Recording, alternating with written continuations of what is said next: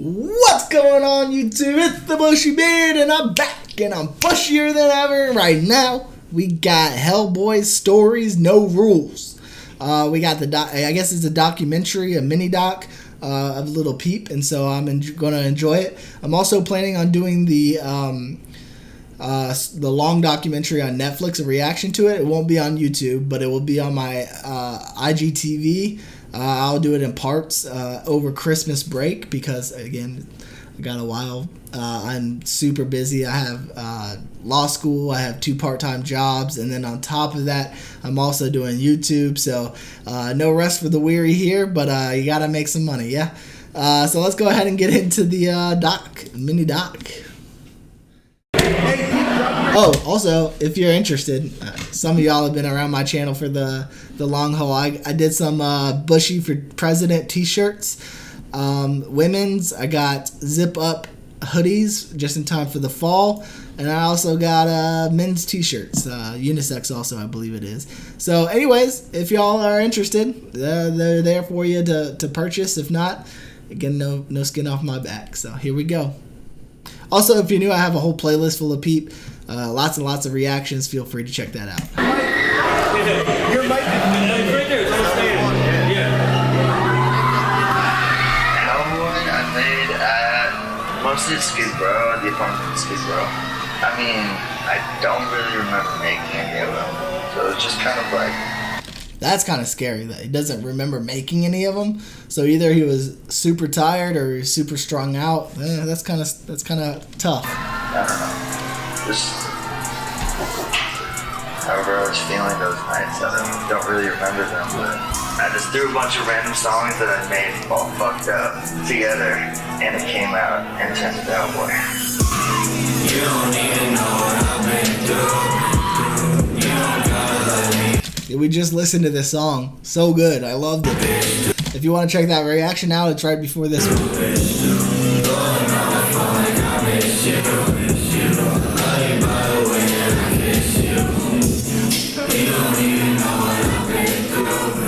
I mean, there was a lot of music that was made here, but there was just a lot of like crazy turn-ups here. Like I remember we would throw parties where we would like charge people money and then just use that money to like pay rent. That was fun. We filmed Ned's place in here. Like they were all right here, just a table, and like we would just like get a bottle and do like the podcast and. CBC, I'm trying to remember what the clique's name was. Something Boy Clique. Goth Boy, GBC, Goth Boy just Clique. Talk until we finished the alcohol. That shit was mad funny. You guys, our guests are back. We forgot our phones. Last words? Okay. I forgot my phone, but here, I need some last words. Talk in the tip. This is interesting. Like, it's, for me, seeing like lost footage, maybe not necessarily lost footage, but footage of Peep's life, kind of sheds light on who he was as a person. And since I didn't know of his music before he died, it really gives me a sense of who he was as a person. And some of the things I learned about him was he's super shy. He would give a lot of people a lot of things, looked out for everybody, had the whole weight of the world on his shoulders, really. All of his family and friends seemed like they depended on him. Talk in the tip. All right, I'm gonna talk into the Talk about Hellboy. Talk about Hellboy. Yeah, real quick. A brief moment. This will drop before then. All right, I got Kanye on there. That's easy. Yeah. All right. Obviously not. So yeah, At least I don't think he has Kanye. Maybe he does have Kanye. I don't know. Hellboy features Kanye. September 25th. September 25th it dropped. Good music. I remember he made that song OMFG just like sitting right here in like a fold-out chair, and he put the mic on like a footstool in his computer, and he just like was singing right here, and there was like hella people around, and he was like screaming that song. So this is where he used to live. Is that it, or was it like the studio, or what was it exactly? Just let me know. Maybe at one of his friends' houses. I can't hear what you're trying to say. Light shining on the side of your face. Bro, when he was recording Hellboy, that shit was so like hella inspiring, because he recorded some of it at the loft. and he'd be like, all right, shh. And he would just scream his lungs out in front of everyone. And I couldn't do that shit. Just like, ah! Like fucking up and all. Like, I was like, damn, that's hard. I mean, that takes a special somebody, right? Like, to be able to do that and mess up and not care what other people think, it takes a special something in you. A lot of us care what other people think about us, and you know that is one thing.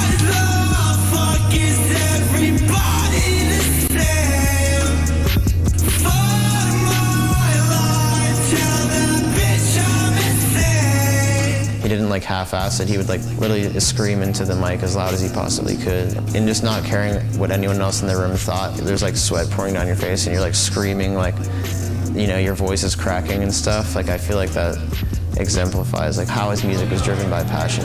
I just knew that music was what I loved to do, and I knew that if I did what everyone else did who inspired me in the underground, and just went and got a microphone and a computer and an audio interface, spent $300, and then you have the whole world in your hands, literally. You just need the talent and the hard work at that point.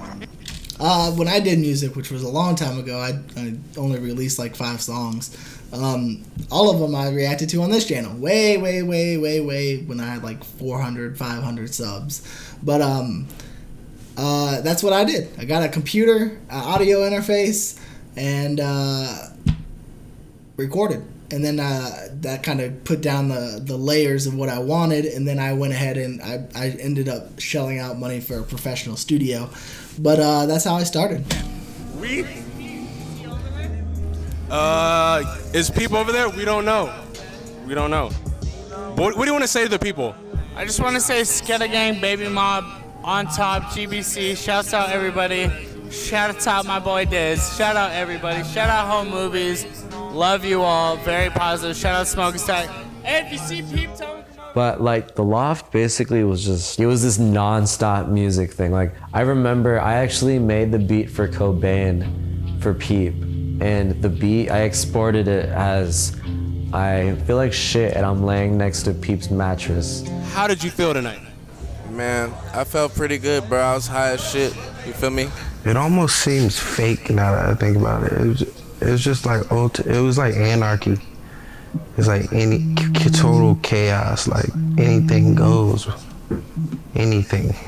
It's just like a fucking big open space. You didn't get noise complaints, so you just had all this freedom. When we were in Pasadena together on couches, and when we were in Whittier on couches, we were under somebody else's roof for real. And then this was our first experience where it was like, this is our shit. Like, this is our fucking world.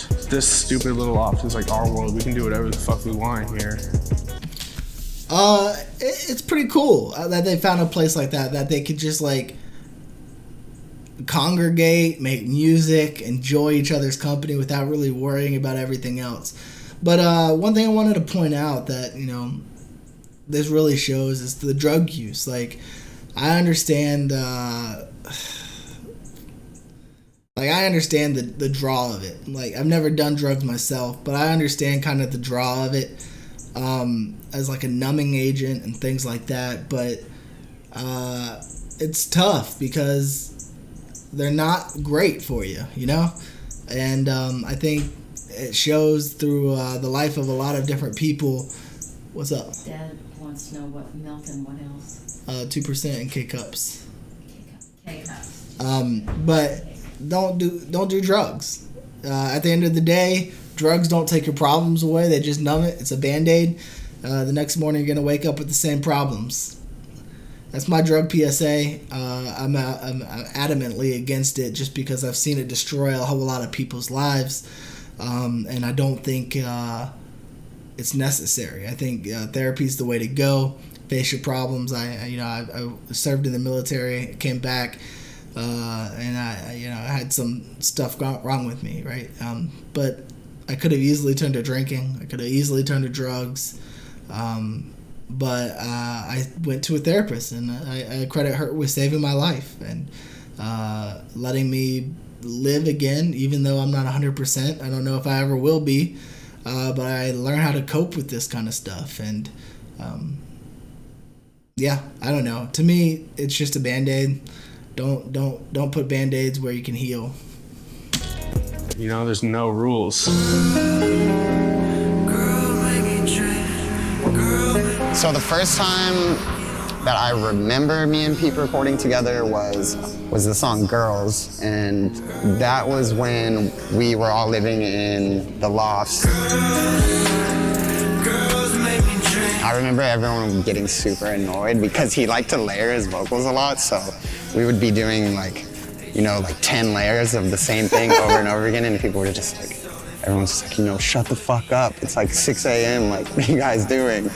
I kind of like felt shy to do shit in front of other people, but he kind of just had this comforting, like, he was a perfectionist, it seemed like. It had to be perfect. You ain't leaving until it's perfect, and once it's perfect, you can move. To do shit in front of other people, but he kind of just had this comforting, like, encouraging vibe.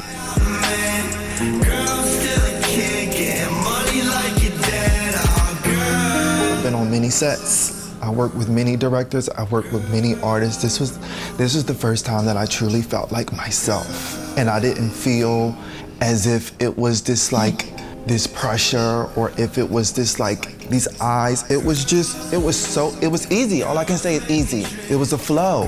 When you're used to being different, you're just so used to always feeling like attack, and everyone is like looking, everyone is nicking, everyone is picking, and just to know that this time it was looking for the right reason. That's interesting. That's a pretty cool statement, and how it just goes to show that Peep was good at being inclusive. Like, he didn't, I'm sure he was used to his whole life not being included, that he didn't want other people to feel that way. And so he went out of his way to kind of make things normal for everybody. That's pretty cool. That was always his goal with his music, was to like try and make some sort of positive impact on the world, and to like really use his platform to make a difference. That's rare in this day and age. That was the point of that video, was to break gender roles and just spread positivity and let everybody know that, we're all people. We are all people. I just started to like making music with him more than anybody at that moment. So I would just try to make shit that like I knew he would be able to get on, like OMFG or like Drive By with Xavier Wolf. I would just have him in mind. That was the thing. That's interesting that he specifically made music to be on, or have Lil Peep on, just because he enjoyed that so much. That's awesome. About Peep, see, a lot of times when I do songs with people, I figure out ways to like outshine them technically. You know what I'm saying? Like, but Pete, when he gets on a song, he will be the star of that song. Anybody's song, you don't fuck who it is. And you could do 3 verses around him if you wanted to. His shit's still gonna bang harder. Like, his shit, you're gonna remember his shit. And I love that shit. That's awesome. I mean, it just shows he had raw talent, and then the hard work that he put into it to make it perfect, and make sure that his sound got through and that you would remember his sound. It just goes to show it.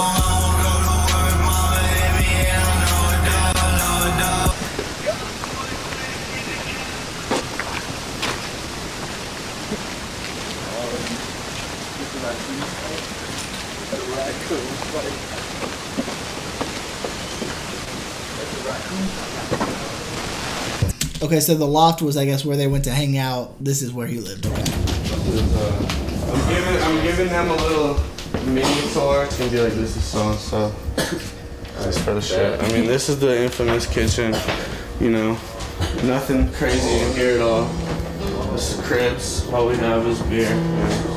An empty thing of Modelo's and an empty thing of Heineken's and some eggs. Gotta clean up a bit. But yeah, me and Peep live here. And then the fucking living room where Smoke-a-Sack is right here. Yeah. Fucking Tyler, Pete, Tony Bears, Young Goth, fucking Polari, Smoke. This is like our main crew that we be making music with. And then we make all our music like over here.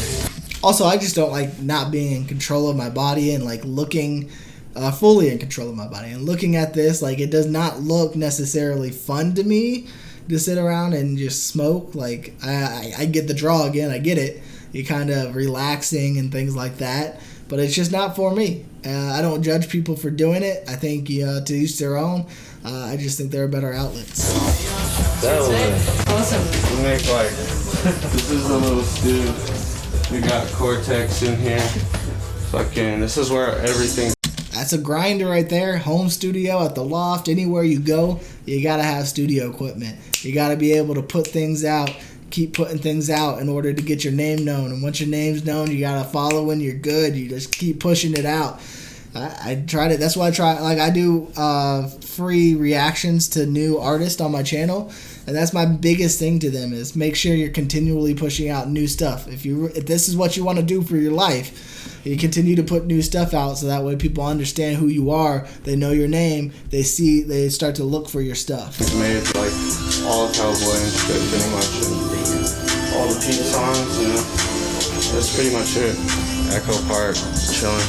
Just like fucking wild, like just a bunch of fucking dudes just chilling at the house, like people in like every room, like the whole couch filled with bodies, like just, it was like a frat house for fucking goth emo boys. Let me tell you a little something about the city of Los Angeles, all right? So, over here, we do a lot of stupid shit. But it comes out smart. You know what I'm saying? It's all part of a fucking plan that we have. It's a big master plan. You don't fucking understand. They don't get it. Kind of like a Godfather accent there. They're never gonna get it. They never will. Maybe when they're dead, they'll understand. When they're dead. When they're fucking dead. They would be up till like fucking like 7 a.m. like every night, just like recording all the fucking time. It's just like non-stop. A typical recording session with me and Pete, he would be mixing. So he would be like in a little rolly chair on the computer and I'll be on the couch. We could probably do 6 or 7 songs in like a couple of hours. Yeah, like he was kind of chaos himself. That was kind of his thing. He wouldn't even let me tattoo on him until I was like a certain level of like fucked up. Interesting. That is interesting. Until I was like a certain level of like fucked up, to be honest. Like he liked that. Like one time I was off like a bunch of Xans and I was doing the Hellboy tattoo on his throat and I fell asleep while tattooing. Oh my goodness. Oh man. And I was doing the Hellboy tattoo on his throat and I fell asleep while tattooing him. Yeah, and I like fell forward and like I tattooed a line on his chest. And he like loved that shit. That was like his shit. He like never let me fix it. Yeah, that was like the kind of shit he would do. Wow.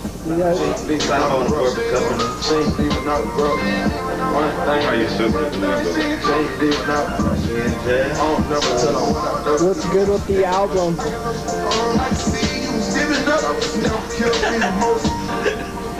It sucks. Listen to that shit. The Hellboy sample, really for me, just that sample alone, when I hear that guitar, it just weirdly just reminded me of Peep, just the guitar itself. I said the exact same thing in my reaction. I said the exact same thing. I said this is something that if you heard, you're like, this is Peep. This is a Peep song. Even if you didn't know it was Peep, you're like, this is a Peep song. Man. Listen to this beat I made, bro.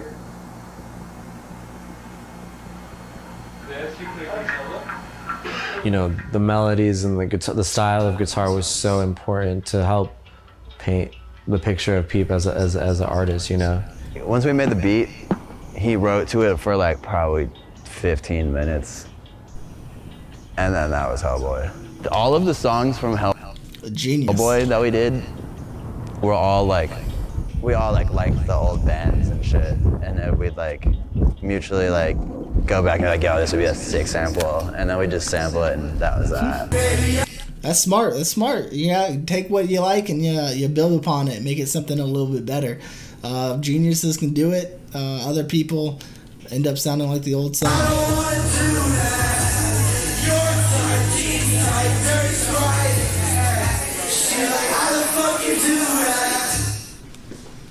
Well, I think it's such a quick process because none of it's forced. And like I said, I wait, like I'll spend so much time like not working that I feel like that's why I don't get writer's block, because I'm not writing all day like a lot of people do.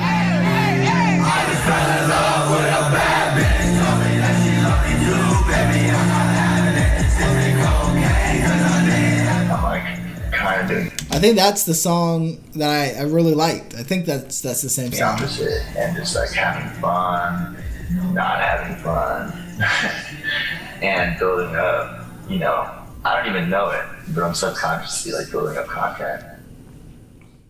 That's what I'm saying. All that shit was like so natural. It was all done by kids. Like we were just doing it. Like no help. We didn't need anyone else. It's awesome.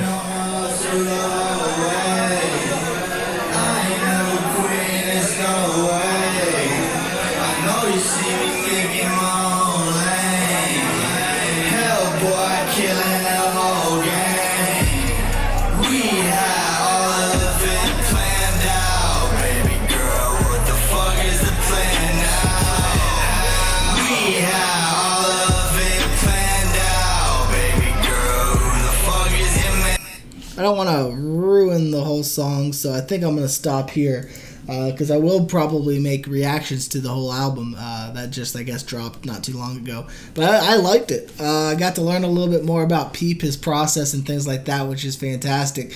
To me, who's somebody not very artistic, I think it's really cool to watch somebody who is and watch them at work because it's a genius. It's a type of intelligence. And it's fun to watch. Anyways, if you like this video, go ahead and give it a like. If you didn't, you can give it a dislike. It's not going to hurt me, or you can give it a like because it's not going to hurt you. If you're new or you haven't yet, please do consider subscribing. It does help out the channel.